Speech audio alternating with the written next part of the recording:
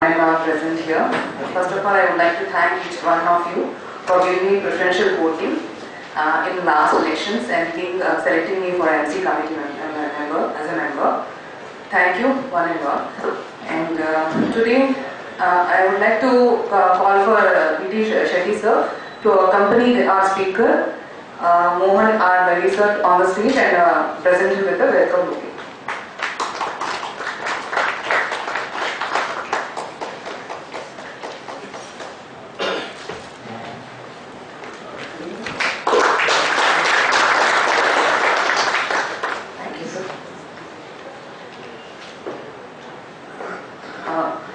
Let me just give an intro of CA Mohan R Lavi sir.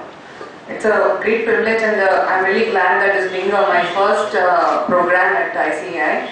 I'm getting to introduce CA Mohan R Lavi, who is a well-known speaker. Mr. Mohan R Lavi is a Bachelor of Commerce and a Chartered Accountant with a work experience of more than 28 years.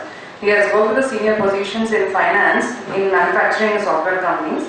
At present, he is a partner of KP Rao & Co., Chartered Accountants, Bangalore, and heads the IN-AS and GST practices of the firm.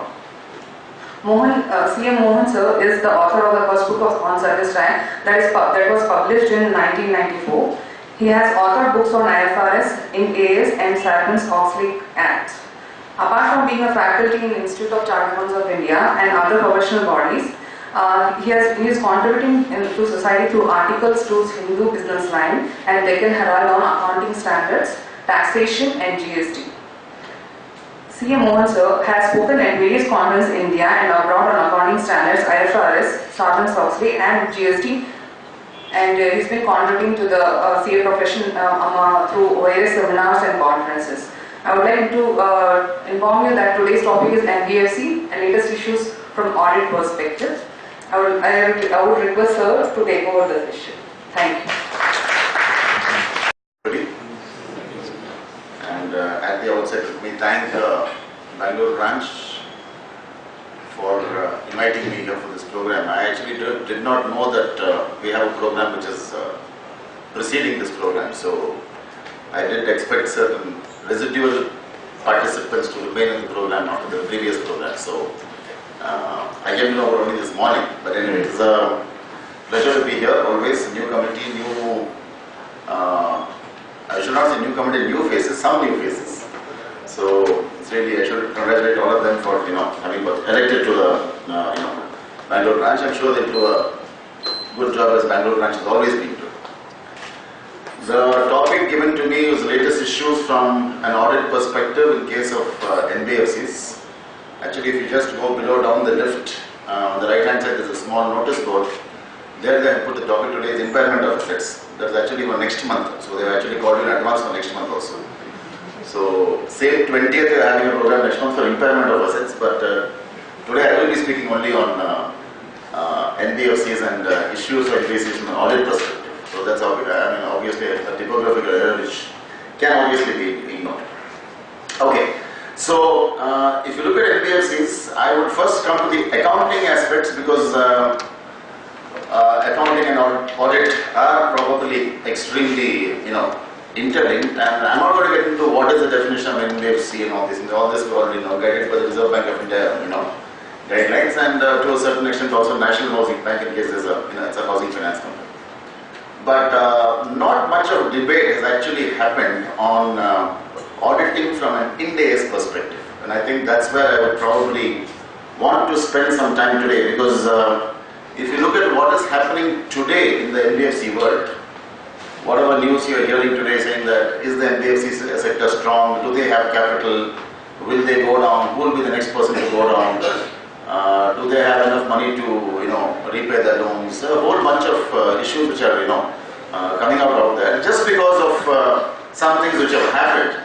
But if you drill deep into the financial statements, and since NBFCs have followed IND-AS mandatorily from the 1st of April 2018, we have got visibility into about 3/4 of IND-AS financial statements of the NBFCs, and it is very apparent, it is very obvious that the standard on financial instruments, which is IND-AS 109, has had the maximum impact on the NBFC's financial statements. Just to give all of you a little bit of a background, this financial instrument standard was implemented only in the Ind AS world. We had AS 30, 31 and 32, which was recommended right from the moment it was announced. It was never made mandatory.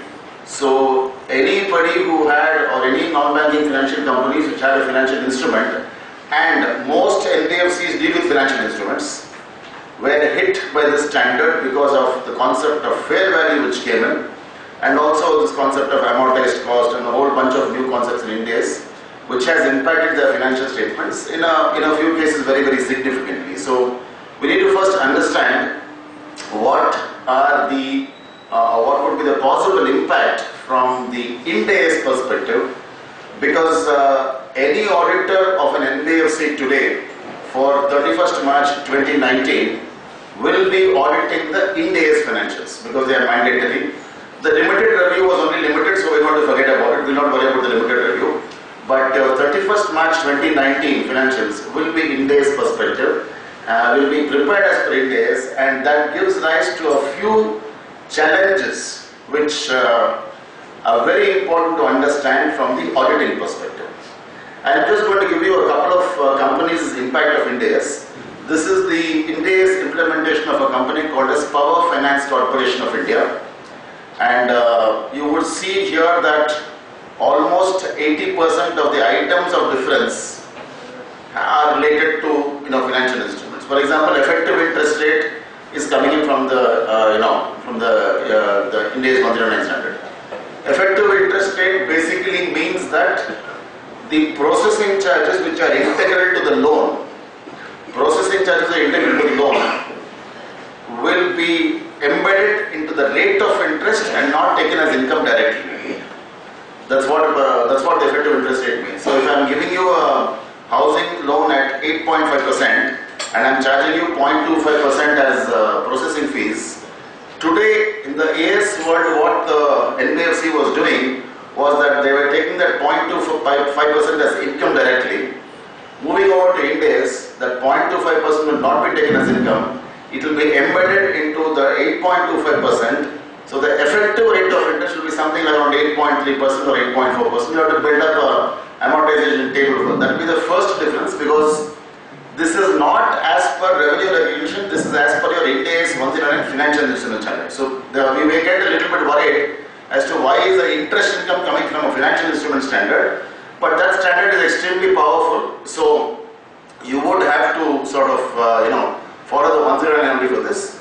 Every NBFC would have to build up an EAR table, an amortization table, in which the non-refundable processing fees, I am using the word processing fees, is not only processing fees, any charges which are integral to the loan would be embedded into the interest rate. So you would find a difference now between your interest income as per AS and interest income as per Ind AS, because invariably the interest income as per Ind AS will be slightly more because the interest rate is higher because of the embedding of this processing fees cost.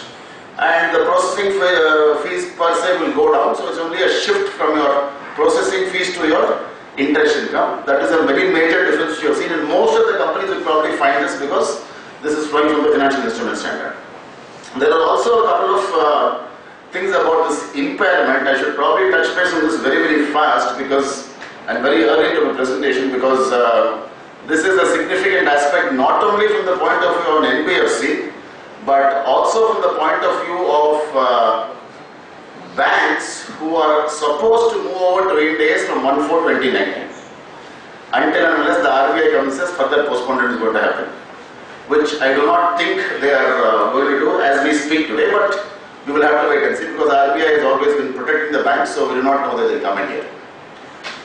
Again, this comes from a financial instrument standard in which every bank, every non-banking financial company is supposed to develop a model which is called as an expected credit loss model for provisioning. What we call as NPAs, they call it as provisioning, they call it as impairment. So every bank is supposed to develop their own model for impairment, and the standard is talking about a 12-month expected credit loss model, lifetime credit loss model. In effect, what they are saying is, the person to decide how much to provide for a loan is the person who gave the loan and not RBI. In effect, this is what the standard is trying to say. In the case of NBFC also, it could be regulations given by the RBI or NBFC. Now the problem here is going to be that when I look at the prudential norms, I would always look at standard and substandard asset in which I am making a certain base provision without considering the value of security. I ignore the value of security, it's 0.25%, 0.4% as the case may be, 10% as the case may be. I do not take into account the value of my security. But if you go and ask any NBFC who is giving a housing loan, they will say the very basis of my housing loan is my security. So whatever model I build, I should take into account the value of my security, because and the standard permits you to take the value of the security also. So we are having a basic disconnect here wherein the prudential norms say higher provision. In the case I am building up my own model, I cannot ignore the value of security because that's what I have given the loan for. Even if I take a discount of 80% on the value of security, I would find that the provision made as per my prudential norms is larger than the provision being made as per my ECL model. So you may probably want to tweak the ECL model a little bit, but having said that, the advantage of the ECL model is that whereas the prudential norms are generic, applied to all categories of loan, I can build in an ECL model for a particular type of loan. I can say for builder loans, for example, I'll give a higher provisioning. I'll ignore the value of security. I can do a lot of things within my model itself for a certain class of loans. That flexibility is given the standard. Why this becomes important is because if the Ind AS 109 is implemented by the RBI as it is today without any exceptions, all of you are going to face this problem 31st March 2020 bank audit. Every bank will have to start providing for the loan on the basis of ECL model, and all of you many of you who are doing audits will probably go into the remotest parts of the country, wherein the person who has given the loan would know exactly how much to provide for it. He may want to follow a certain ECL model. Based on what we know from today, as of today, it appears that the RBI is saying the prudential IRAC norms will be the minimum you have to provide. In case you want to provide more, please use the model and provide more. There has been a committee which has been formed and they have given a report saying that the IRAC norms, prudential norms will be the minimum you have to provide for. In case a particular bank, branch, as the case may be, feels they want to provide for more, they can use the ECL model and provide for more impairment as the case may be. So this could be important because the amount of provision would obviously increase if I am going to do this, what we call as a bespoke ECL model, right? The amount of provision is obviously going to increase. Also, because the standard says 12-month ECL model and lifetime ECL model, I will probably be recognizing the provisions faster than in my prudential norms. I may not wait for the account to move from standard to substandard, substandard to D1, D2, D3 as the case may be. I will probably do it instantly because I know the account has gone bad. I can tweak my ECL model without waiting for the time frame to elapse for it to really become a substandard or a D1 or D2, D3 asset. So that is the advantage of the model. All the NBFCs to a certain extent have already implemented the model, but because they already have some prudential norms, they have probably followed those norms and they have sort of done their own models here. This is from a company called as Divan Housing Finance Limited, again in NBFC. You would probably see the similar line items there. They talked about the effective interest rate here and all these things. That's also similar. So you can make out that for a non-banking financial company, this becomes the most important accounting standard. So you will find an EAR table being built up. You would have to check the EAR calculations. How much is being built, for what time are they being built? Because typically what would happen is that the tenor of my loans can obviously change. I cannot have only 15 years as a loan. I cannot have 5 years as a loan. It will obviously change. The standard permits to take an average based on what you feel is average. That flexibility has been given to them in Mandira 9. So we will have to look at that. So this will be the first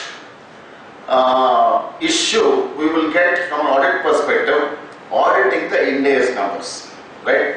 And for which we already have certain set, differences which have come up from these NBFCs who have reported these financials here. So from 1st April 2018, all the NBFCs who were listed with the stock exchanges have presented their Ind AS numbers. And as I said earlier, it was probably only a limited review, so a deep audit did not really happen, or a complete audit did not really happen. We will have to wait and see on 31st March 2019 what comes out of this, because I think the differences have been identified, but how would the auditor look at those differences being presented is something we have to wait and see till the main audit reports are going to come out. So all the companies followed Ind AS. There was absolutely no problem. The NBFC sector was going along fine. Absolutely no issues were there. Till this happened in September 2018. So this is not going to be a session on ILFS, so I'm not going to talk about ILFS. But if you look at the basic problem in ILFS, it appears to be cash flow mismanagement. I have got a separate, details about what exactly happened there. But since we are talking from an audit perspective, one question which definitely comes up right away, straight away is, could ILFS have been prevented? I mean, that's a question which definitely comes up, because everybody is now looking at what could have happened, where the auditor is careful, where the rating agency is careful, where the management very, very lax. Could some steps have been taken to prevent it? Could we have got some warning signs of what is going to happen? What turned out to be a single default in September 2018 has now multiplied into 5 defaults. And the entire group is obviously suffering because of these things. Even the non-banking financial sector is suffering because of the impact of this particular company called ILFS. Now the problem here is not one problem, it is a series of problems. It's not only one problem, it's a series of problems. The first problem was intercompany transactions. The second problem was related party transactions. The third problem was consolidation. They had so many subsidiary companies, some of which they were obviously not consolidated also, and some they are consolidated. So this is a series of multiple problems. So definitely people are going to ask this question, why was this not highlighted earlier? If you look at the entire perspective of all the 348 subsidiary companies, or the joint ventures they had, or whatever they had, it appears that among this entire population of 350 companies, the problem was only in 5 companies. There was one company in Gujarat called as Diggy Port Limited, which was qualified by the auditors as a going concern. The auditors only said that this may not be a going concern. There was one company in Tirupur called as Tirupur Development Authority or something. There also they had a problem, because there the auditors also mentioned that this company probably cannot be a going concern. Now surprisingly, what has happened is that these 5 companies, which were problem companies so to speak, have the losses in these companies have actually been more than the entire profits in the remaining companies. So if you just put a mathematical table, you will observe that these 5 companies are responsible for the situation which happened in ILFS. There is a very nice report given by the SFIO, which I will deal with a little bit later on, talking about what exactly has happened. So if I am going to put a question in front of all of you, could ILFS have been prevented? When I say prevent, I don't mean that prevent as in prevent. We should have probably had some warning sign. Was it possible? See, because this main holding company was not a listed company, we had absolutely no access to any information. Only some of these companies were listed companies, but we did not have any access to information. Could ILFS warning signs have been shown earlier? Answer is definitely yes. There has to be no doubt about it, right? Who should have shown it? It is very easy to blame the auditor now as a post-mortem. It's very easy to blame the auditor. But we should remember that at a standalone level, the auditor did nothing wrong. At a standalone level, auditor did nothing wrong. He qualified Digiport, he qualified Tirupur, he qualified everything. Auditor has done his job at the standalone level. But in the holding company consolidation, is where the problem seems to have arisen, and that audit report apparently appears to be unqualified. Absolutely no attention has been drawn. That appears to be the weakness which can probably point out, saying that he should have probably known about this, because if I add up on an Excel sheet all the losses, I know this company is not doing well, right? So it was a cash flow mismanagement problem. Definitely could have been forewarned. They could have probably been told about it. The only problem was because it was not a listed company, the so-called checks and balances which we spoke about probably were a little bit lax. And we should remember that whenever anything of this scale happens, whenever anything of this size happens, when anything so large happens, it is not going to be possible to happen without the management being involved. And here there was a very clear sign that the management was involved. So they did this on purpose, and they had a few issues in specific areas as to what they did. So I am not saying that this is going to impact all the NBFCs, which all of you are going to audit, probably,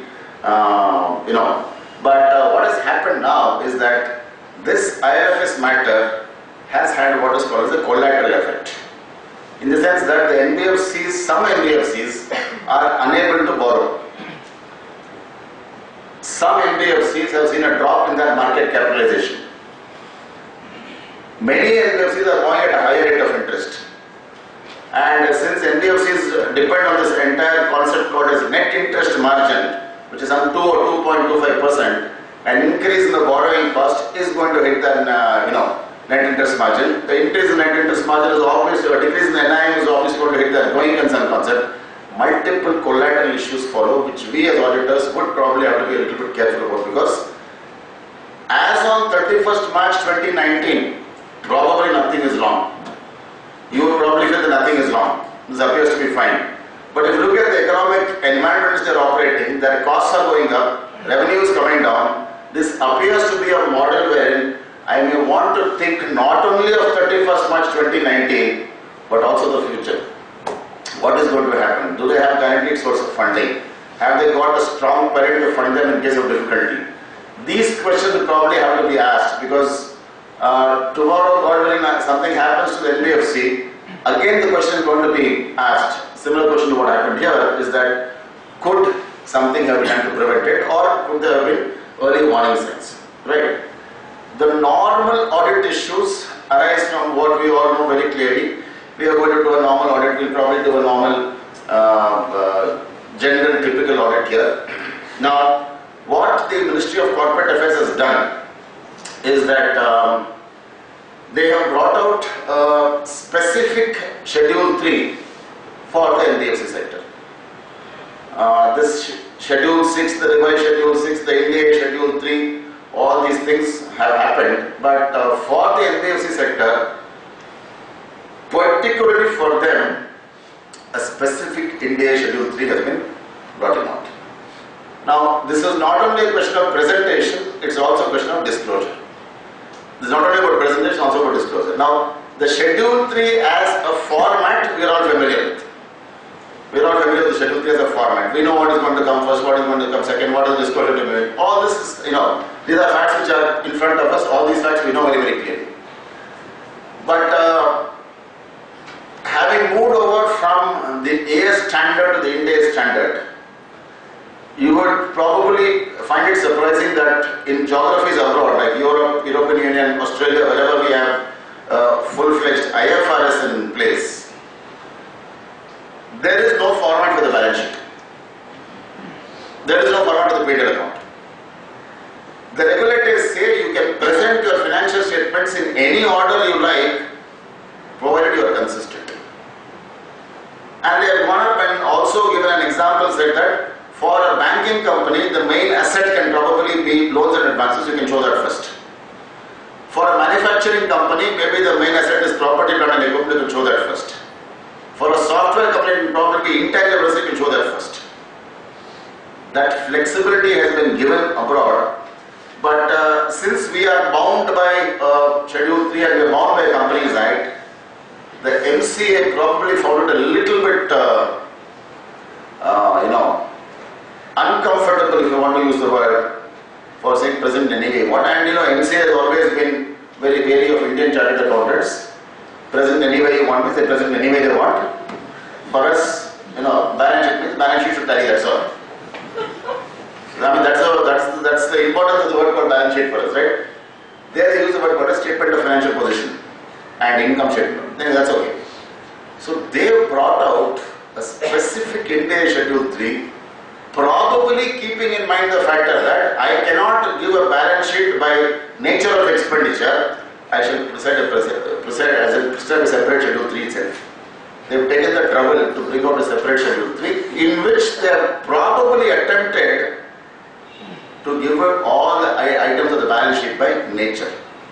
Now for us, it becomes important because classification becomes a very important part of our AS and also now more particularly for Ind AS.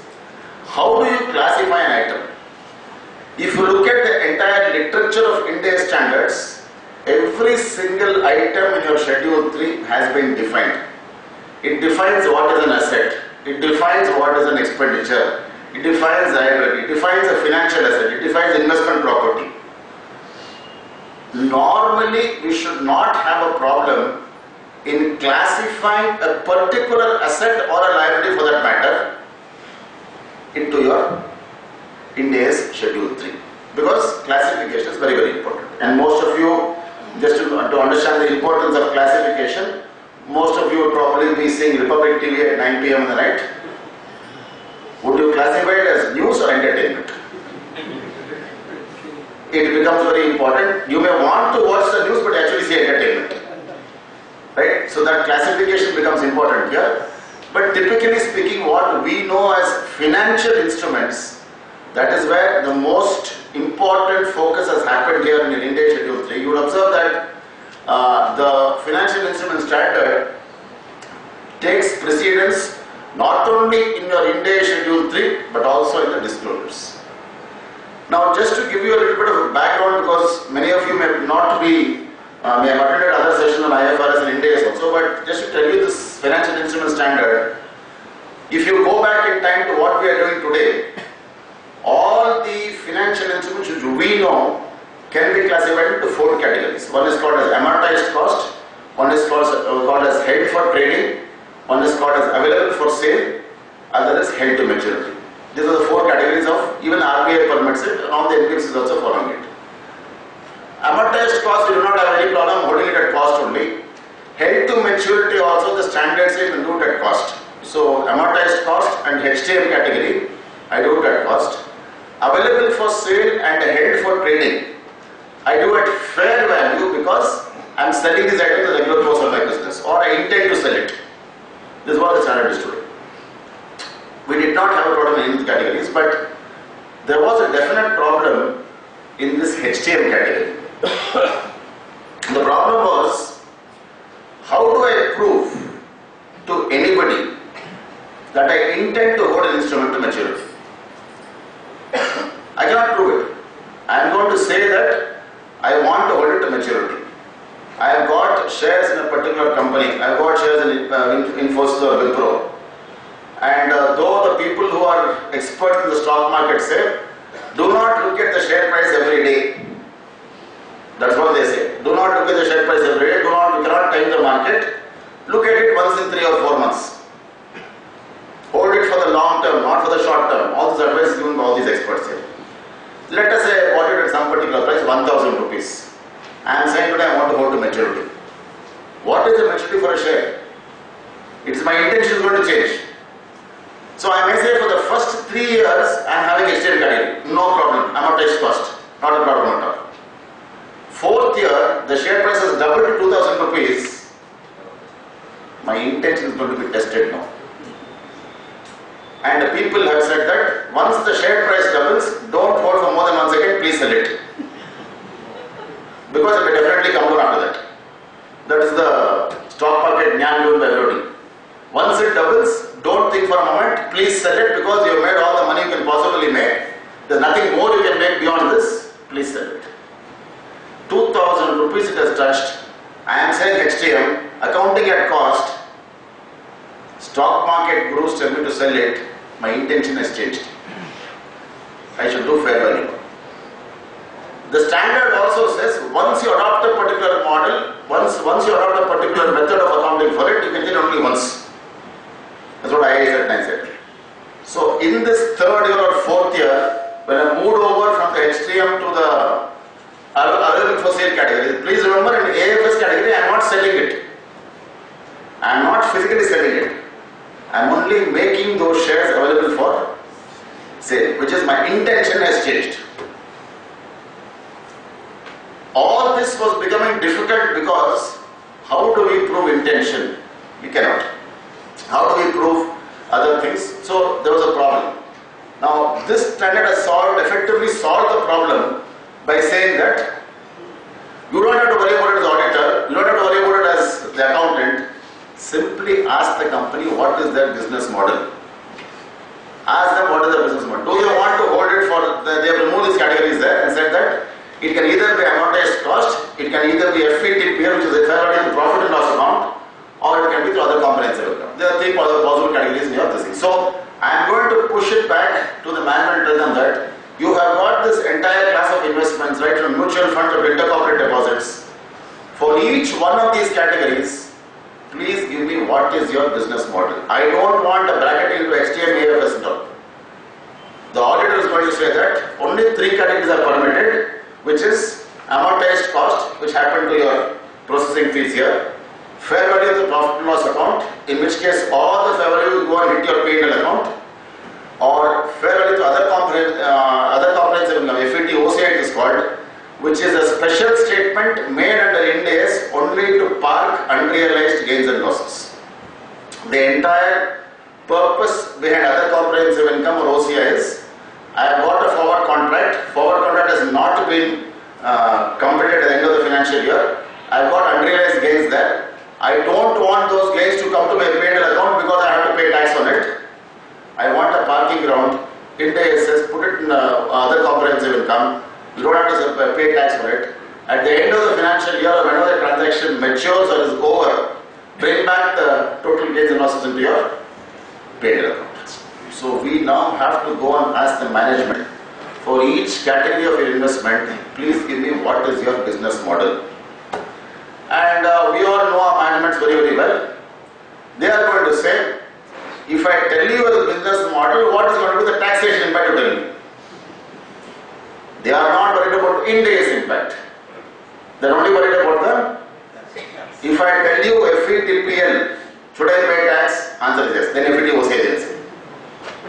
So this becomes a challenge because it is not only from the point of view of the management, they also seem to be worried about the income tax perspective, because we should accept the fact that Ind AS is going to have a significant impact on your income tax.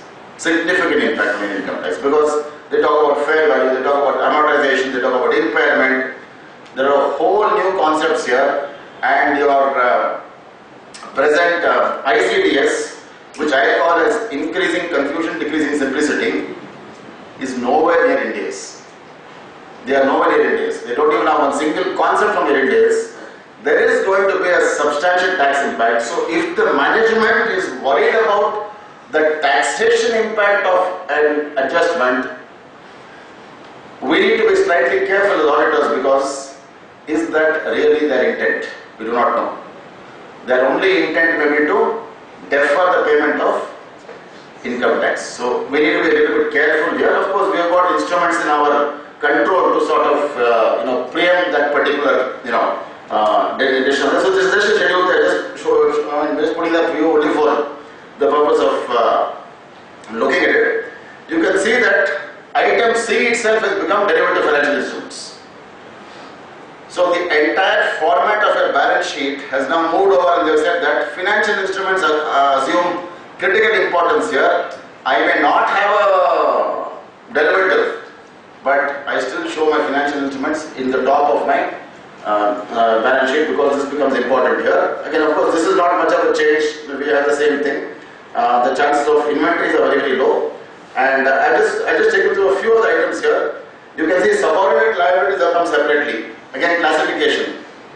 Debt which is not main borrowing cost, or which probably has got lesser important in terms of repayment in case of liquidation, what is called as subordinated debt, class 2, class 3 bonds which have been issued by the banks and NBFCs, there will be a separate classification. This is only for the purpose of your classification, not for any other purpose. Many of you who have already seen this Ind AS financial statement should obviously observe that one item which all chartered accountants love, called reserves and surplus, is missing. Because we know we have been stuck in many situations wherein we know exactly where the debit entry goes in the journal entry. We don't know where the credit should go. And we had a beautiful word called as capital reserve. Just put it to that, it will go up there because nobody is going to see it any which ways, capital reserve, right? In your main Ind AS balance sheet, this word called as reserves and surplus has gone away. It is now hidden under one title called as other equity. Ind AS says equity share capital is equity share capital. All the rest becomes other equity. Because basically your profits are nothing but your equity share capital. It goes to add to your equity share capital. But Ind AS wants a separate presentation. So reserves and surplus now become one subcomponent of other equity. All the more freedom for you to do whatever you want there. But Ind AS insists on a disclosure of the items, opening balance, addition to the closing balance here. So you would observe that even the Schedule 3 for NBFCs, this matter has gone away now. It's on the other equity and you will have to show it as a separate item in other equity. For loans, this is the statement that has been given. You can look at the business model here. They put amortized cost, FET period and those categories that you mentioned here. You can just go through this because in terms of your P&L account, you have absolutely no problems here. In fact, the International Accounting Standards Board in 2006, they came to India first and they said, I'm talking about 2006, 12 years back, you should go to IFRS, they said. Don't, you already are following AS, which is equal to International Accounting Standards. Now IAS has now become IFRS. Don't do any major changes, simply adopt all the IFRS. Don't do any changes. Anyway, you're copying and pasting, copy and paste this also, they said. But the Ministry of Corporate Affairs was a little bit worried. They said, no, wait 1 minute, we want to see all these things. So both these parties got into a sort of a discussion. Whether we should go for a convergence approach, whether we should go for adoption approach. And the International Accounting Standards have always been very clear saying that you are no longer a developing country, simply take our standards, push it, adopt it. You may have 2 years of pain, you may have 2 years of difficulty, no problem, but you'll pass through. When they looked at the financial statements, they started asking a few questions. I'm talking about the IASB. They said, what is this word called as balance sheet? Where does this word come from? MCA had no clue because they do not know what is balance sheet. It's not defined in the company that also. They said, we don't know. But for a very long time we are using balance sheet. So it's going to continue, we're not going to change. They said, we change the statement of financial position. They said, no, we're not going to change. They went to the next statement. You were surprised. Said, how can you call it profit and loss account? How can you have profit and loss in the same year? They said, either you call it profit or loss account, or call it as income statement because income can be negative. By this time, MCA was getting very, uncomfortable with those people. They said, why are they asking so many questions? They said, boss, you see, we are in India. Single year, it is possible you can have profit and loss. You look at 31st March 2018, Air India's balance sheet. Air India saying profit, CNBC is saying loss, same year. Same year. CNBC is saying loss, Air India is saying profit. They have declared a profit in the results, but CNBC report gives a loss. Now, the MCA wanted to ask a counter question. Because they were very uncomfortable with the sort of questions they have been asked. They said, please give me all your IFRS standards. Let us see what is that. So those people gave interest to all the IAS, 1 to IAS, whatever they had. They gave and MCA said, see, all the standards are very, very good. I totally agree. But we are in India. One standard to give the exemption, we'll adopt IFRS. They said. They said, what is the standard? The standard called IAS 41 Agriculture.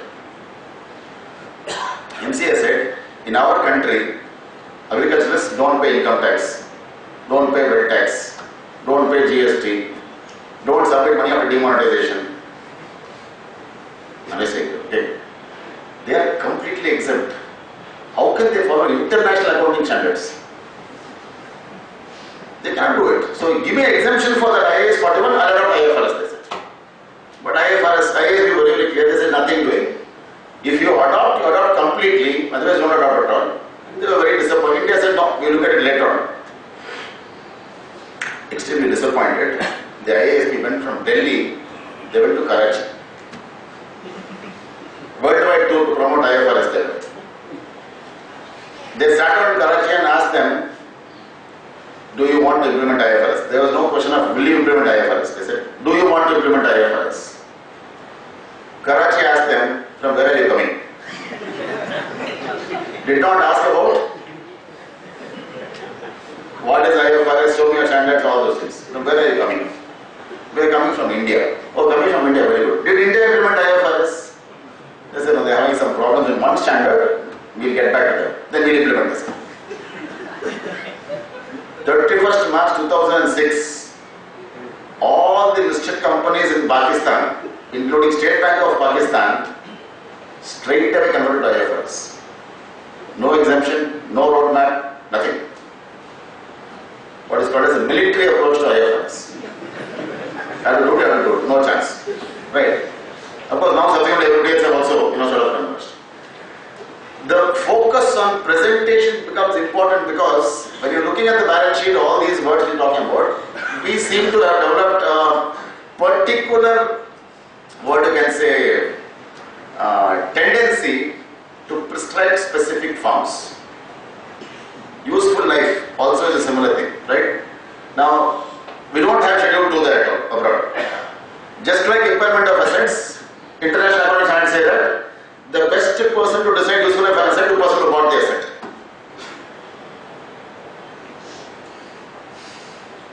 Person who bought the asset, person using the asset should decide what is useful life. And they also said that in case the person using the asset feels that the useful life is going to change every year, useful life can change every year also. Dangerous concept for us. Because we will go net profit as a paid account, will not put depreciation, then we put useful life. That's why we got Schedule 2. The first draft of Schedule 2 which came out spoke about these useful lives are indicative useful lives. First draft, not what is there right now. They also realized that putting this word called indicative in India is very dangerous. Because it's only indicative, no problem. Let it be there. I'll do what I want. When the final comparison schedule came out, they said that useful lives will normally not be different. That's what being used right now. So, I will have to take the effort and pain to go and convince other people that useful life is different. Valuer's report, assessor's report. I have to do that. I don't have an option now because the word which is normally not be different. So, that becomes important from the point of view of this thing here. So, this is the Schedule 2. And you can go through it. As I told you, other comprehensive income is a special category in Ind AS. Now, there has been a certain feeling that moving over to Ind AS, if I cannot classify an item in my normal P&L account, I can put it to OCI, what we call as OCI. That impression is not correct because OCI is like Tihar jail. Only some people can go inside. Only some can come outside. Revaluation surpluses, other comprehensive income. Actual gains and losses, other comprehensive income. Your foreign operation, foreign exchange gains and losses, other comprehensive income. Effective portion of cash flow items. These 8 or 9 items have been specifically defined in Ind AS 1. Only those go to OCI, not what we feel we cannot classify. For lack of general entry, we cannot put it to OCI. Or lack of a normative head J, we cannot put it to your OCI. So that becomes important because there is a certain element of errors which are happening now because they feel that, okay, paid account I don't want, we put it to OCI. That should not work. OCI will come only in case of specific categories of assets and liabilities which have been mentioned in your Ind AS 1. Very, very specific here, right? Okay, so we'll make do with this, and we now move forward with the other parts of the audit thing here. Now, prior to Ind AS coming in, we had this excellent debate about true and fair. We all know this concept of true and fair. True and fair is only a concept. It can't be seen. It's like goodwill. It can't be seen. Right? There appeared to be a problem as to whose responsibility is true and fair. There appeared to be a problem, right? Because this was an issue which kept on cropping up, saying that is it auditor's responsibility? Is it management responsibility? If you actually looked at the sequence of events, right? This debate came up only because of the sequence of events. Say, for example, Manish is a close friend of mine. He is working for a company, and he wants me to audit his company's accounts. He gives me trial balance. He gives me balance sheet. He gives me paid account. He gives me tally backup. Only what he wants to give me, not the actual tally backup. Correct? Some truth journal entries is kept for himself, because I come out some entries, some trading has to happen. No. But anyway, he gives it all to me. And I do the audit. End of a couple of months' time, I give him the financial statement signed. Please remember, when he gave it to me, he gave me only tally backup, he only gave me balance sheet account, he said nothing. When I gave an audit report to him, I used this word called as true and fair. All of a sudden. It came out of nowhere. When he said, he did not say true and fair. When I gave it to him, he said, I told him, true and fair. He probably come out and say that, I don't have any regulations that I should say true and fair. Now you are saying true and fair, therefore true and fair is your responsibility. Logically speaking, this argument appears to be sequentially correct if you ask me. Unless I didn't know you said true and fair, then I also said true and fair. Two true and fairs make it bad and ugly. So we have a problem there. What Ind AS as one has done now has effectively solved that problem by saying that in case an entity follows all the Ind AS accounting standards, it is assumed that the financial statements are true and fair. So this debate will never happen. Whose responsibility is true and fair? All that he is going to ask me, or I have to ask him is, have we followed all the Ind AS accounting standards commencing from Ind AS 1, ending with Ind AS 115? Completely and exhaustively, without saying that I want exemption for agriculture. I can't say that now. In case I have done so, this concept of true and fair is not going to come for a debate at all. Taking this argument a little bit further, you would find that in the Ind AS accounting world, since we are talking about non-banking financial companies audit perspectives, there will be very few chances for auditors qualifying their report for non-followance of accounting policies. I cannot qualify my report for not following accounting policies because the company and thereby I mandatorily have to follow all the Ind AS accounting standards without exception. I can probably qualify on judgment. I can qualify on values, the value of fair value and all those things. But it will be very difficult for me to qualify on a report on accounting policies because I will not be able to say that the company has followed all the Ind AS accounting policies except Ind AS 109. I will not be able to say that because that means that I should say that the company has not followed Ind AS at all. So this could be a small matter for all of you to consider because this debate normally happens and we are all as auditors, we are all used to this debate. We go and tell the company that in case you don't follow this particular thing what we are saying, we shall qualify your audit report. This is what the auditor will say. The company will say, okay fine, please qualify the audit report, but please remember something called rotation of auditors is there. So this debate happens endlessly. I will say qualification, he will say rotation. Somehow we have got to bring these two factors together and ensure that the qualification does not appear in the audit report and rotation also does not happen incidentally.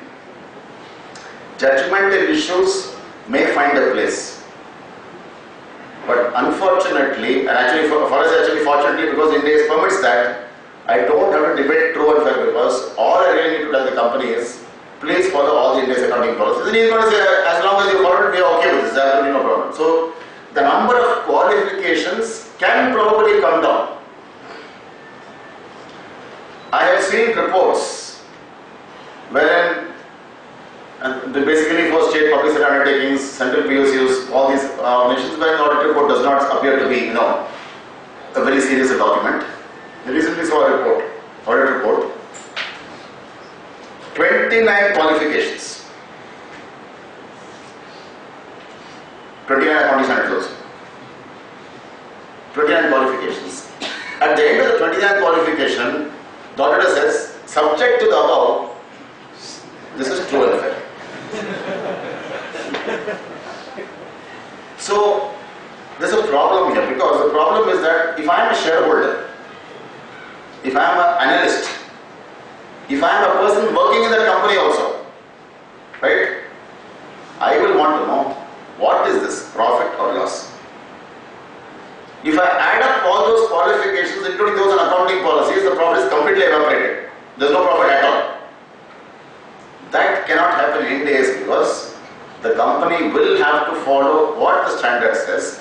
Now, okay, within the standard, I may have a certain flexibility for a certain type of presentation, certain type of disclosure, measurement also. But that is within the boundaries of the standard. I don't have an option of saying I shall not follow it. That possibility does not come at all, because this is a, So, you probably in areas involving judgment, and I can also tell all of you right away that one of the biggest areas for judgment is going to be this brilliant concept called as fair value.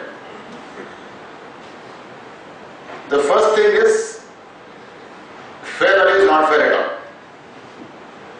because it's only a value driven by, certain considerations. Of course, we have got a separate accounting standard for that, and we also know the fact that many chartered accountants are now feeling that after moving over to Ind AS and IFRS, I want to become a valuer. They want to become valuers because they feel that valuation is a very valuable profession, more valuable than a normal practice and all.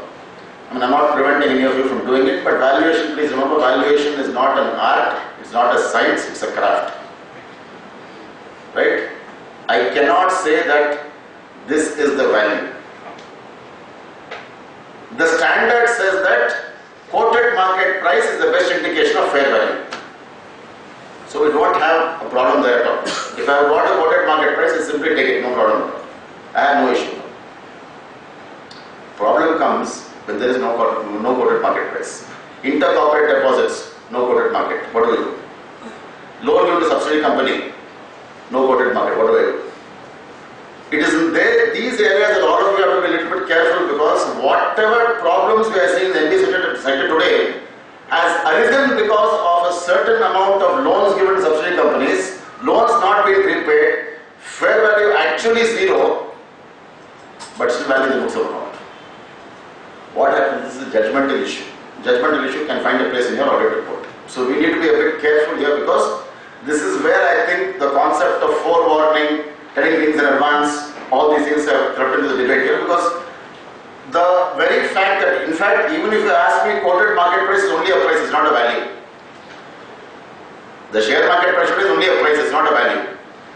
But anyway, the standard says please use it, so we will use it. So we don't have an option there, we definitely use it. So judgmental issues like this would become very important from the point of view of your audit perspective, because since the non-banking financial sector deals extensively in financial instruments, not all these financial instruments will actually be quoted. You will have to get a quoted market price. You'll have to get a valuation report in case there is no quoted market price. And this is where I think the concept of judgment comes in. Because what will happen is, I will make an estimate of fair value based on certain number of judgment, discounting rate, future cash flows. I will do a certain, I'll derive a certain value based on some factors which I know. You as an auditor can come in and always question that. You can say, cash flows are too high. Discount rate is inappropriate. So we are going to have a problem here because I am going to put a particular value. You as auditor are going to come up and say a particular value. Where do we meet? What happens here? And in the best interest of both the auditor and the client, they should not find a way to the audit report. In the best interest of the auditor and client, because we don't know this to be an audit report. So I'll give you an example which I always quote for this fair valuation because this becomes important from the point of view of NBFC sector. BNP Paribas, a bank based in Paris, France, they had an exposure to a certain bond in the Greek market. I'm talking about 5-6 years back, when Greece was not doing too very well. And BNP Paribas, being a bank, they already had to follow IFRS. They had a certain exposure to a bond in the Greek market, and the market was not doing very well. The bonds fair value, the bonds, what you can say, purchase value was 20 crores of rupees. I'm just giving a number, Indian rupee figures, just to make this example relevant here. So BNP Paribas had got these bonds at 20 crores. End of the financial year 2014, they took a conscious call and said that this is not the fair market now, this is not the fair value because there is no quoted market for this. I will get a valuation done by an outside person, he will change the discounting rate, and they got in a value. And that valuer said that you will get a value of, you will get an impairment of 5 crores of rupees, you please take an impairment loss of 5 crores, fair value is now 15 crores of rupees. Auditor came into the picture, auditor said that this is impossible, he said. Greece market, I will not accept 15 crores at all. You should, definitely do a higher allowance. The company and the bank had to explain saying that, listen, this is only the first year, we will do further in the future years. This is only the first year of evaluation. We do not know because there is no quoted market price for this. Please wait for some time. Auditor said nothing doing. He said, I will not agree. Same debate, qualification versus rotation. Right?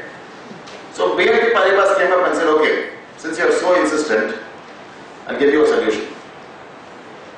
You please go outside, get one more valuation report and come. Right? Get one more valuation report and come. Let us see what the valuation report says. Suppose it's somewhere around 15 crores of rupees, we don't have debate at all. We don't have an issue at all.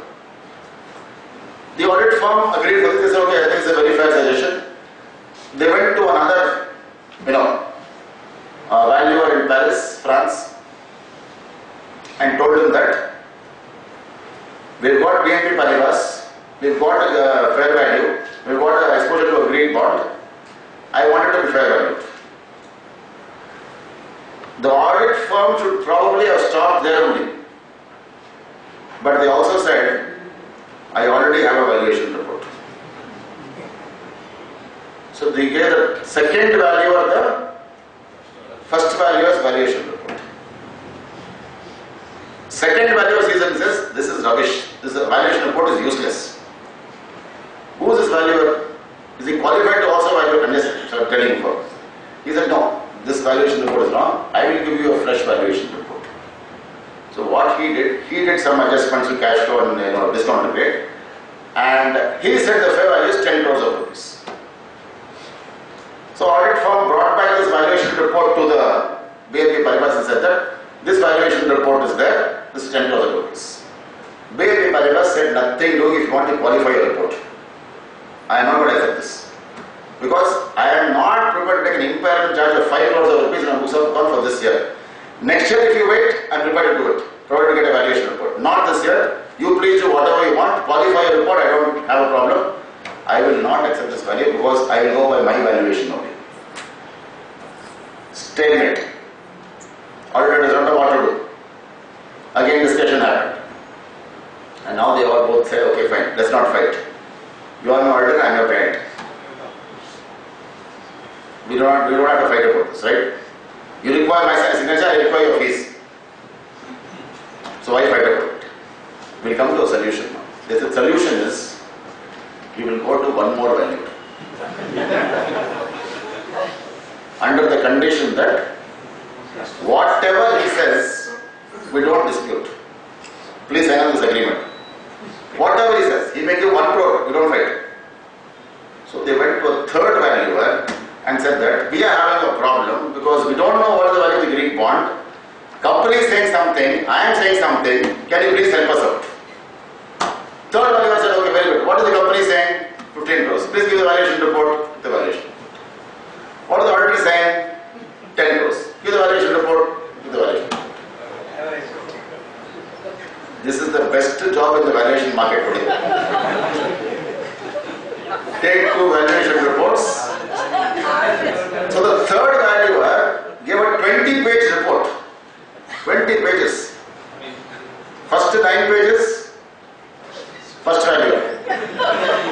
Second 9 pages, second valuer. Last 2 pages, basis for conclusions.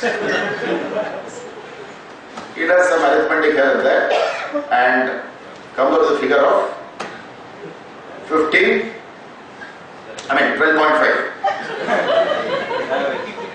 Very simple. You don't have to wait for 20 pages, you don't the first pages. BNP Paribas said, okay, fine, 12.5 crores. Next year, market improved, valuation improved. Right? So they said, whatever impairment I'm doing, I'm going to reverse it. Because I don't go to the third valuer, already we know about it very well. This happens on a year in and year out basis. Every single year to do this valuation. So, what is important for us is that not becoming valuers, I am telling all of you that don't do the valuation initially. Let somebody make that mistake. Correct the mistake. Absolutely, no problem as far as that's concerned. So, this because we will have fair valuation of intercorporate deposits. What is the value? You don't even know. He was supposed to pay 2 years back, he has not paid, he is sitting in London, what do I do? We do not know. It should be 0 if you ask me. Company will not say 0. Company will say, I have called him, he is coming. We know. He will come, don't worry. Whether he pays, not saying, but he is coming, they say. So we have these issues. This judgmental qualifications are paramount importance in India's and NBFCs because every single loan can probably be potentially bad. What does the model say? Are they providing for it? These becomes important issues we have to understand very well. This I already told you about, so I'm not going to spend time on this. So this also is an important standard, operating lease and financing lease. We have a new standard coming out probably from 1/4/2019. Still it's not decided, it's called Ind AS 117 on leases. This standard is going to again have a very significant impact because it removes the concept of operating lease and finance lease completely. And NBFCs will have multiple branches, would definitely be having lease agreements for all those branches, lease agreements and all these things for those branches. So what Ind AS 117 says is that if the lease is for more than 1 year and it is not a small ticket lease, small value lease, the lessee will show the lease in his books of account as a right to use asset and can claim depreciation. He will similarly show a liability for the payment to be made to the lessor and it will be set off. I mean, not be set off, but you will have this right to use asset. You can imagine NBFC's multiple branches, all will be more than 1 year lease. Suddenly the balance sheet will improve dramatically by showing RTU asset, right to use asset. I am just waiting for the standard to be implemented and then I want to see 31st March 2020 how income tax assessments happen. Because if I go and tell him that, he is going to say the building is yours, not mine, sir. Whose building is it? Lesser building. Why you show it as asset? Ind AS 117, sir. Why are you claiming depreciation? Because I am showing asset, sir. I will have to fall back upon ICDS only here. So for ICDS, it will be shown as operating lease only. I claim it as an expenditure. So whatever depreciation I claim on the RTU asset, in my computation of income, I will reduce the depreciation. I will add up the depreciation and reduce my depreciation as per my ICDS. This standard will also have significant impact because now many people have questioned this. Why is this standard here? Why is he asking for lessee to show the asset in the books of account as a right to use asset?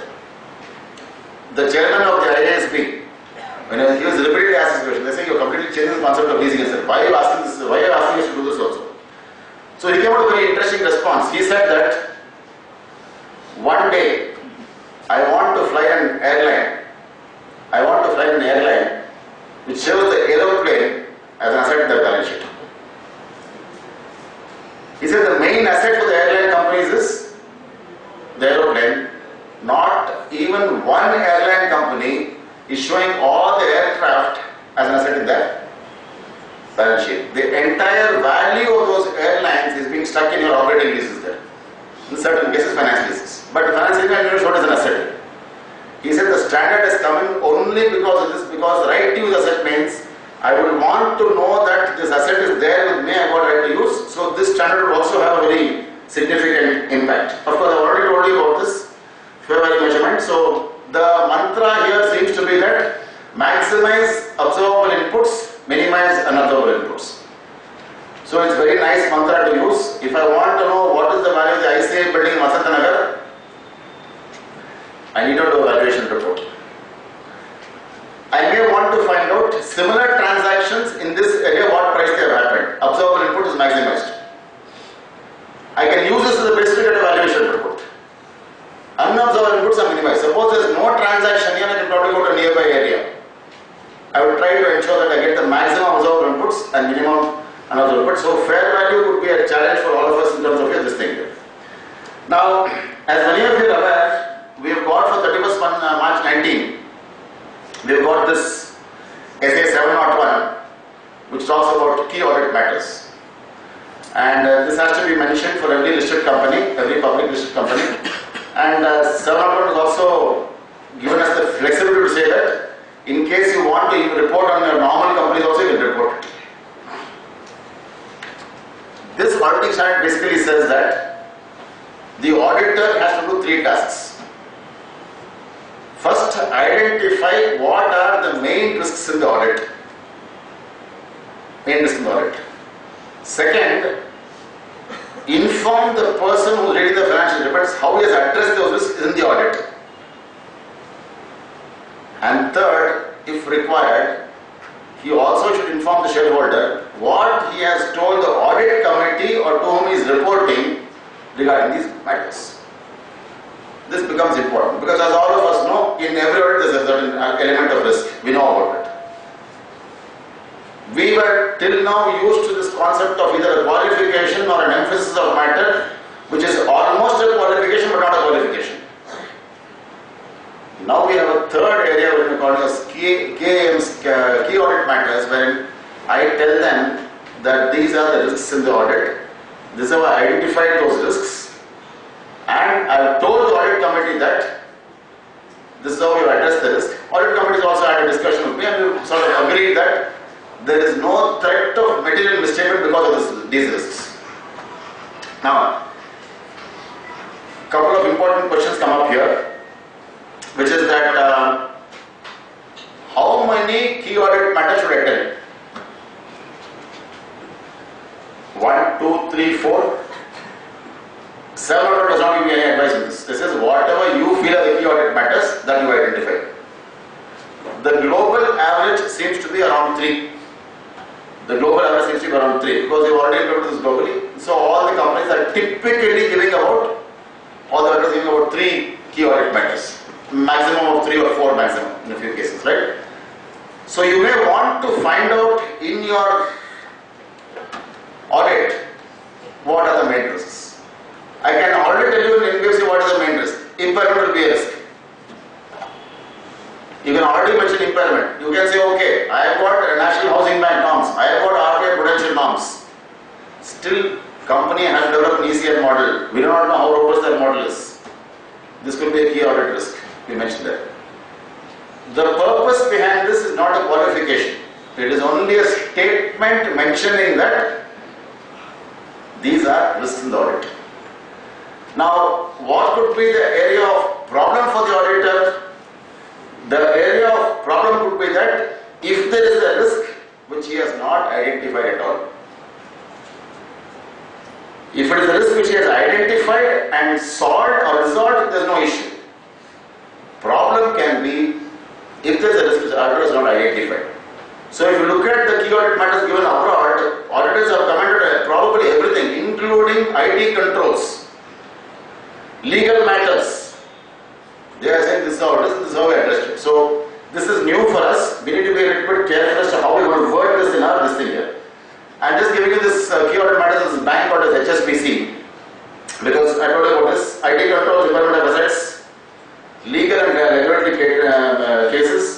Implementation of IFRS and also the is the risk. Right?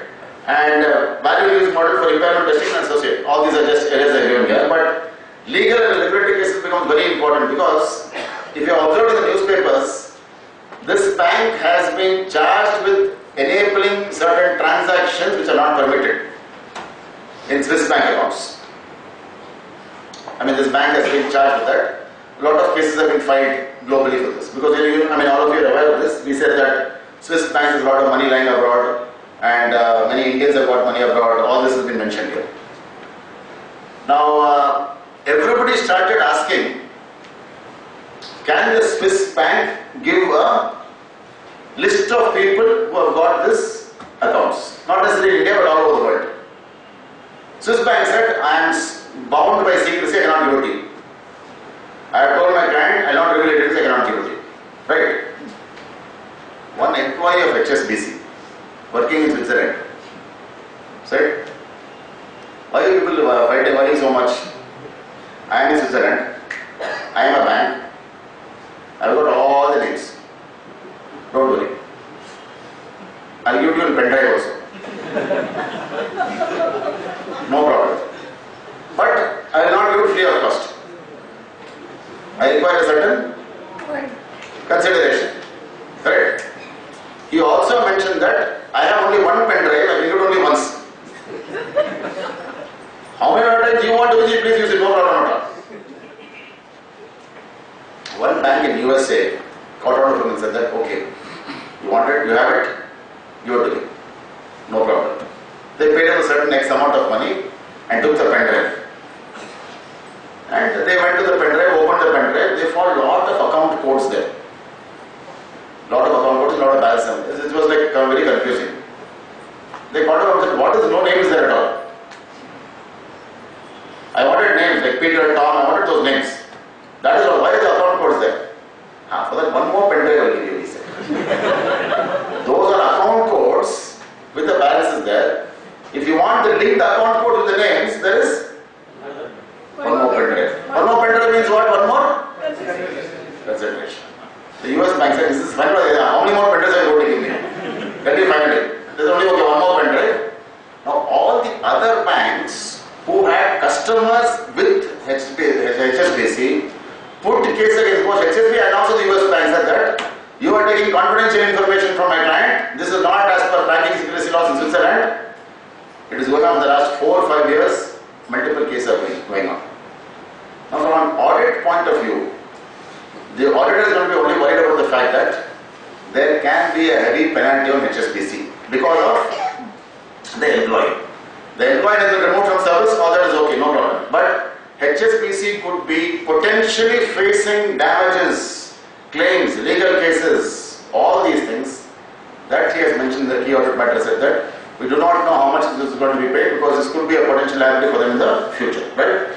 Okay, now if you look at this entire word, of course I just used the word called balance sheet being trusted. There was a very interesting interview with Uday a few days back in which they asked him a question, how do we improve the NBFC scenario in India? They asked him a very simple question. And he said, balance sheet should be trusted. If you go behind the shipment, appears that today nobody trusts a balance sheet. Correct. He said it is not the question of only the auditors. The management should first give a proper financial statements. They should follow all the corporate governance practices. They should first do this. Rating agency should give rating based on what they actually feel, but not on the basis of what the company wants to give a rating in. So they should, give a proper rating, right? People have always said, why is the rating agency called Standard and Poor? Because all the ratings are poor. Auditors should also do an audit based on these things. This is what he has come out with. If we apply to the present context, there are a couple of issues which will definitely come up. One is what we call as tone at the top. Tone at the top means what is this management's track record in terms of adhering to the best practices in corporate governance? First question definitely comes up first, right? And we may have had issues of cases being filed against the management, court cases, all these things. This becomes a basis for us to decide how do we think the balance sheet can be trusted, right? happen if I don't trust the balance sheet comes later on. That's a subsequent issue. I always have got mechanisms of my qualification, EOM, I've got no key audit issues, I've got all these things. That's secondary. My primary intention now should be to ensure that as an auditor, do I trust this balance sheet? You forget about the shareholder today. If the auditor has got trust in the balance sheet, the task of conveying this balance sheet down to the shareholders becomes much more easier. So that's an important factor. So I just wanted to tell you about this because this also becomes important. There is a very interesting report which has been given by the SFIO on ILFS. It is in the public domain and it is thrown, luckily we should be thankful that the mention of auditors has not been mentioned here at all. So the role has not been questioned here at all. The SFIO has only focused on what the management has done. They are not focused on the auditor at all right now. So I do not know whether that's going to come subsequently or not, but right now they are only focused on what has happened in ILFS, and they've got a very nice report here. And this was the setup of the ILFS when this happened last year. 26 subsidiaries, 110, 149 or something like subsidiaries, 110 entities to jointly manage activities. We do not even know what that means. Whether it's consolidated, we do not even know that. But this was the entire population of companies we had there. And we had this as the income, just to give you what is has been the main business model here. You can see what they have mentioned below. Disproportionate fee-based income, take advantage of control to keep up its profit pressure. The basic mistake they made appeared to be that taking short-term funds, utilizing for I told you it's a cash flow problem, I told you. They have taken short-term commercial paper which has to be repaid in 1 year or 1.5 years, lent it for long-term purposes, which is a direct loan to the subsidiary companies for more than 3 or 4 years. There was a basic cash flow issue here. Now if you go back in time, you would have probably seen this Caro report which mentions that has the company utilized short-term funding for long-term purposes? This is exactly what happened. Should probably be drawn attention to. Of course, the problem is that as a post-mortem, this appears to be very clear. But we should also think of the poor auditor. What is he going to do? How does he know that this commercial paper has been utilized only for that purpose? In a typical situation, impossible. When we have got 340 subsidiary companies, I can get 314 commercial papers and I have got 628 loans given. How am I going to tie up one particular inflow of a commercial paper to one particular outflow for a lending? Today, as a post-mortem, easy for me to comment on this. On the field, auditor, maximum what he can do? He can ask the company, have you utilized any short-term funding for long-term purposes? What does the company say? No. Definitely not. We are short-term, everything is short-term.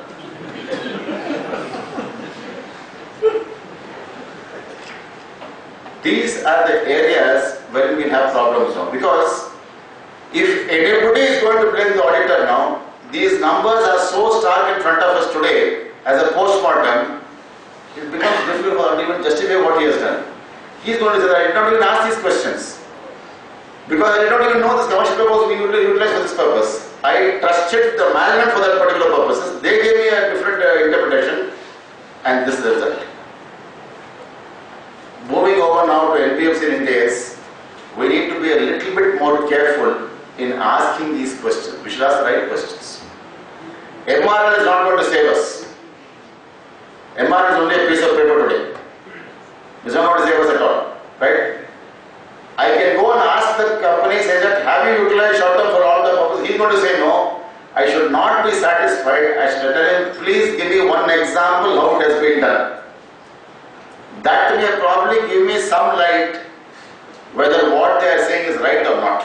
Or is there a particular pattern for this? These are the questions. So we need to ask a few additional questions here of this thing here. This was a basic mistake made, additional mistake made. Evergreen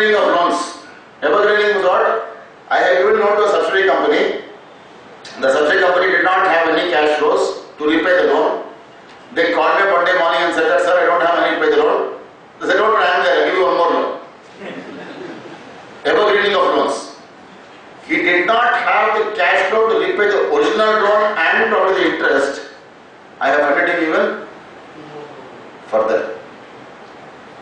You can see from an audit perspective what is going to happen. I don't have to worry about accounting standards now. I should look at cash flows. I should worry about cash flows. I should audit cash flows. I should check utilization of funds, short term, long term, what has been utilized. My audit scope, objective has all now changed, because if I want to be assured that nothing wrong has happened here, I definitely have to use these measures of these tests. Monumental mistake made. Primary mistake we know, second mistake we know. This was monumental mistake. They had an employee welfare trust. The idea of this employee welfare trust was housing loans for employees, relief in distress to employees, and all employees are always in distress. We know that. They are supposed to give that relief, right? Medical and health relief to employees. So if you look at this trust of this IRFS, it appeared to be an employee-based trust or an employee welfare trust. They called it EWT, Employee Welfare Trust. So we would have assumed that in this particular trust, what would have happened was the company would have given certain contribution, employees may have given some contribution, corpus would have been built up. As and when the corpus was being required to be utilized for housing, distress, relief, it was being utilized. Noble objective, no doubt about it. What actually happened? The employee welfare trust, the money in the employee welfare trust was utilized for making payments to all related parties. Not even a single employee got a housing loan. Employees are further in distress now, because the corpus was being utilized for a purpose which was probably not stated there. And you can probably ask me a question, how did this happen so blatantly? The SFI report says that the rules or the bylaws of the Employee Welfare Trust were changed 6 times in the space of 3 years. They were changed 6 times in the space of 3 years just to ensure that these payments could be facilitated. This is a very basic auditing technique, but it's called as exception auditing. Exception auditing. So what it means is that find out if there is anything major which has happened. Any auditor who would have probably thought about this would have not understood that a trust deed being changed 6 times in 2 years is a definite cause for concern. For all these events, the point I'm trying to drive is that for all these events, there will be one manner in which this can be identified, or probably a trail checked. It can probably be a trail check also. So we don't have to ask them all these normal questions. We should ask them additional questions. Show me one cash flow. How have you utilized the funds? Employee welfare trust. Show me one loan you have given to the employees. You would observe that in the Ind AS world today, or in the normal auditing world also today, no longer can I depend upon a carve-out checklist. I will have to develop a completely new checklist. Because let us face the fact, in your carve-out checklist, what is the first question you all ask? Does the company have got fixed assets during the year? Articular goes there and asks the management, sir, do you have fixed assets? What does the management say? Can you not see around you? I've got laptop, computer, table, chair is sitting. So the carve-out checklist is ticked. Second question is same checklist is, where does fixed assets physically verified during the year? Same question asked. I have got a physical verification report. 800 laptops, only 1 laptop is missing. No problem, immediately ignore it. Second question tick. So no problem as far as carve-out report question. If you ask me, the third question should have been, where any of the assets impaired during the year? That question is never asked. Therefore, it's not answered also. So it is possible that by not asking this question, not getting an answer, impairment is not tested at all. It's possible, right? So we need to sort of, go, as I said, one step ahead and start asking the necessary collateral impact of this. I told you about this earlier. For those of you you have got investment in shares of Diwan Housing Finance Limited, this is their position. All because of market rumors. IFS happened, somebody said that even Diwan Housing is in a similar position. Diwan Housing has come out with multiple statements that we are in an actually much worse position, but it doesn't matter. But we are not IFS. We are able to pay our loans. But just look what the market has done to them. The market has hit them so badly that they are now in this position and they have multiple issues. Collateral impact will also be there. Okay. Main audit report, disclosure of pending liquidation, material forcible losses on long-term contracts. This is something we normally do also, so you don't have to worry about this. I would probably focus a little bit on this foreseeable losses on foreign long-term contracts. Your ECL model is supposed to take this into consideration and build it into your ECL model. That appears to be a necessity, but NBFCs tend to lend for the long term. They should definitely think of what could possibly happen in future years, not think only of 31st March 2019. I am not saying that they have to build a model based on 10 years on the line, but looking at what their past track record has been and the future cash flows, they may want to be a little bit more conservative to be aggressive. So these issues definitely come up here. And we all know about this. The internal financial controls are the bedrock of any of the work that we probably do. And all of us have got certain experience in IFC already now. We have developed this beautiful RCM and all this has happened now. So we know that, see, internal control is not a certificate. Internal control is a process. And in any process, there will be weaknesses. There can be weaknesses. I cannot or nobody can probably say that we have got the best internal control process in the entire world. You may have a process, there's nothing no issue about it, right? But it can be very robust also, it can be very comprehensive also. But any person who wants to find out a weakness can certainly find out a weakness.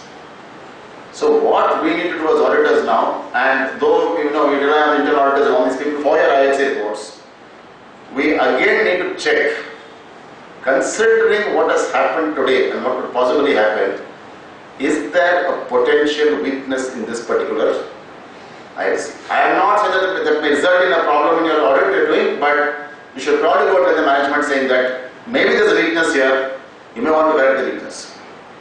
We are done with the concept of saying that you tell me what your internal controls are, I will tell you what the problem is. The Sarbanes-Oxley in the US brought out this brilliant word called as walkthrough, in which I told the auditor that every single year, every year, go through a walkthrough of all the transactions from commencement to finish and try and find out any potential problem. So I could have a shortcut in the procedure. Multiple issues could have cropped up in any of these areas. So we need to be very clear as to what is my IFC, is it robust, can it be improved? And every single IFC can definitely be improved. There is no doubt about it all. There is no one, it's not a formula in which I get an answer to this. It's a process. The process will definitely have improvements. In the present day and age, maybe the NBFC sector should probably think of a tighter IFC process. IFC could also involve provisioning. I may want to do more aggressive provisioning because of what has happened here. That also is an IFC process for me, right?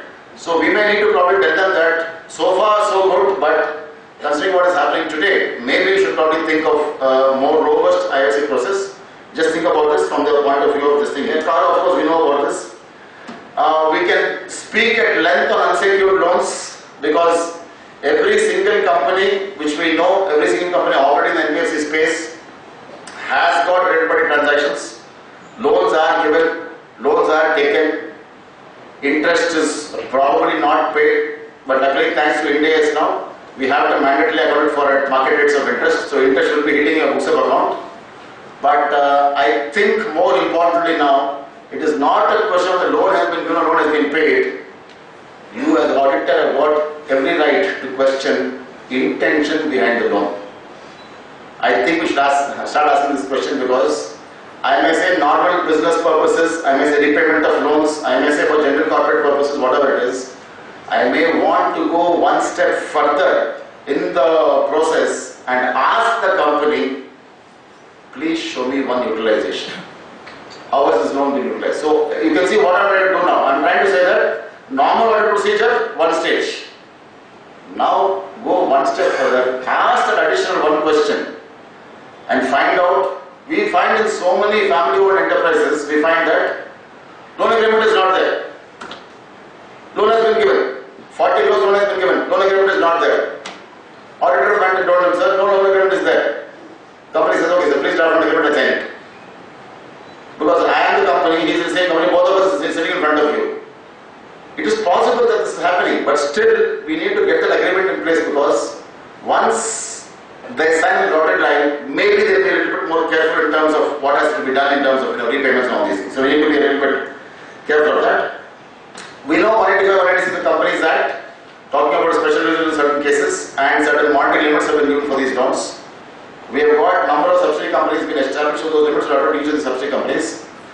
The Companies Act has also relaxed some of these things over a period of time, but yet within the four boundaries of the Companies Act, in terms of special resolution given, normal resolution given, 60% of paid up capital and free reserves, I need to have those monetary benchmarks and see that this is not being breached, this has not been exceeded. So that becomes a very important factor also. Deposits, of course, we know about it very well. Again, this is the Companies Act. Any amount beyond 6 months of rupees, 6 months of time, can potentially become a deposit. Any amounts received from a third party shareholder, whoever it may be, share application may not allotted. Can be the definition of a deposit. I mean, mandatory have to follow deposit rules for that also. So these are, what has been driven by the Companies Act. So again, that has to be important here. So, what are the risk areas? The discussion was on NBFCs and risk areas. Please remember that related party transactions, till now, we were thinking it's only a disclosure requirement. It is not. It is also an audit requirement. You have to actually go further and question intention behind the transaction, arm's length price, fair value given, repayment on time, again the repayment schedule. We have to ask those additional questions for RBI transactions. And similarly for your intercompany loans and advances also. More importantly, I told you about IFC. I probably ask a very basic question for the auditor. Before you will get into as to who is the auditor holders, basic question I'll ask is the company's corporate governance norms very strong? I think the answer to this is yes. Many of our issues are actually solved. If I've got a company with a very strong corporate governance requirement, I think we will have fewer issues in audit, because their ethics and their values would probably, drive the accounting process. So we'll have probably, a few, lesser problems for us to do this thing here. We also need to understand that compliance and regulatory requirements are there. We should remember that whatever we talk about the foreign countries and other countries and all these things, in the Indian context, I can tell you with a great deal of authority this, the Reserve Bank of India has never allowed a bank to fail. Similarly, they may not allow an NBFC to fail also. I can give you examples of banks. Nedungathi Bank in Kerala is a bank bound to fail. They gave it to Punjab National Bank. But also potentially bound to fail now, unless somebody takes it over. Right? Global Trust Bank in Hyderabad, which some people are talking about, Global Trust Bank they said. Again, bank bound to fail, bad lending, had to fail, Oriental Bank of Commerce. Bank of Rajasthan, ICICI Bank. Amanat Cooperative Bank in Bangalore, Canara Bank. A couple of cooperative banks have actually been allowed to fail. Other than that, RBI has been very, very strong saying that we will not allow a bank to fail. Even your State Bank of Mysore and all these mergers also happened because they wanted to ensure that there is no weakness in that system. Always it's better to have a bigger bank than a smaller bank, which is potentially probably going to fail. So, possibly that they may come out with similar regulations to the NBFC sector and saying that if I have got a very weak NBFC, person who is deposit shareholder is going to be impacted by this, don't allow him to fail, let a stronger person take it over. It is possible that the bank may come out with these norms. Housing finance companies, mergers are going to happen. We already saw what happened to DHFL, right? We know Guru Finance already went to HDFC books, right? So we are already seen this on a very inorganic level happening, but the regulator will probably come into the picture and say that this is not an audit requirement, but even though the auditors will probably be asked a few questions as to how they audit this particular company, this could turn out to be a situation wherein we are having the basic comfort that we will not, right? So this becomes an important part, so we need to be a bit careful of this. I've always, been mentioning this, though I do not do bank audits. I've always told this to many people. Friend of mine, does bank audits, and every year he takes me on this. I just concluded this. He takes me on this trip for bank audits. For me, I consider this to be a 3-day holiday for me because absolutely no work for me. So I just have to fill up whatever he asks me to do, right? And he told me that your only job is to fill up the LFA. He says, don't ask any questions, don't do any audit, only ask questions and fill up the LFA. And the LFA is actually a brilliant document. Deposit ratio, advances given, brilliant document, right? And I was asking all the questions, and I came to the last question. I told him I can't answer this question at all. You have to help me out with this. And then what is the question? The last question was, did you notice any frauds during the year? I came yesterday. So I don't have a problem with this question because the question is, did I notice any frauds during the year? We came only yesterday. So what is he expecting us? To go back in time? He said, no, we've got a standard response to this. The standard response is that, according to the management, there were no frauds during the year. The question was very successfully answered, there's no problem about it. But that got me thinking, saying that the same debate again. Is it our job with the profession to notice frauds? It is not. It is impossible. We give so many disclaimers in our audit report. And let me tell you that a fraud has been noticed only because of some event which has happened. If you give me a balance sheet today and tell me it's a fraud balance sheet or unfraud, I cannot tell you. Nobody can tell you that. Even AI cannot tell you this. Anything which has been detected in terms of fraud, misstatement, whatever has happened because one trigger has been there, that trigger has come from outside source, not in the financial statements. NBFC may have been led very, very bad, they may have had a bad time. I have got 3 possibilities now in my audit report. One is a qualification, one is an EOM, one is a key audit matter. After key audit matters come in, the auditors have got the liberty to place their objections, observations in any one of these 3 categories. What you have to put where depends upon your judgment again there. So you have to follow the judgment for the purpose of understanding where do you put what. So that solace is there saying that one is it will not fail. Second is I am not going to say I have reported a fraud or finding a fraud. Third is I have got 3 options now. Audit reports will become lengthier and probably even better to understand them. Till today we are saying only disclaimer we are giving them, but now we are saying all these things, so maybe they become also better to understand, right? I just mentioned this of course because the last point. This also was not an NBFC which came into a lot of these things. I told you about this dedicated because in this report, you got a qualification audit report on the loans given, RBI inspection has happened, auditor is qualified. Emphasis of matter has been on some other area, on the auditor has given emphasis of matter on some other area, and he has also mentioned that because of those 2 things, IFC also is weak. Please remember here, he has not put any figures at all. He has only said that loan has been, RBI inspection has happened, RBI is investigating this company for fraudulent practices, anything can happen, point number 1. Point number 2 is that he has given something on the emphasis of matter saying that loans cannot be realizable for interbank transactions. And third is he said that because of these 2, IFC also is big. You can see that moving over now, audit reports, you can actually find a linkage between these 3 items now. Right? IFC, EOM, qualification, now key audit matters. So there is enough and more insurance for auditor to place whatever he wants to do in the audit report. So I don't think we should be worried about NBFC audit right now because we've got all these things. Okay? I think I've got it just on time. Thank you very much. Thank you.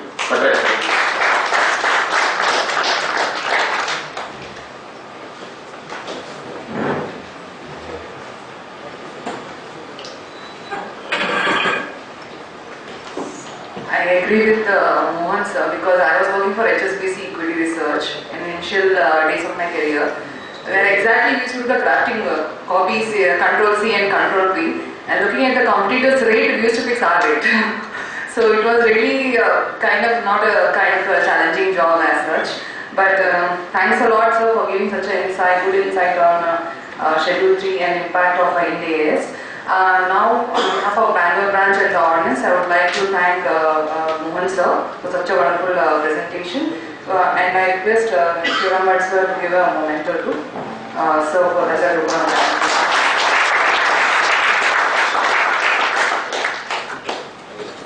with this, we conclude the session now, and Shubhratri, take care.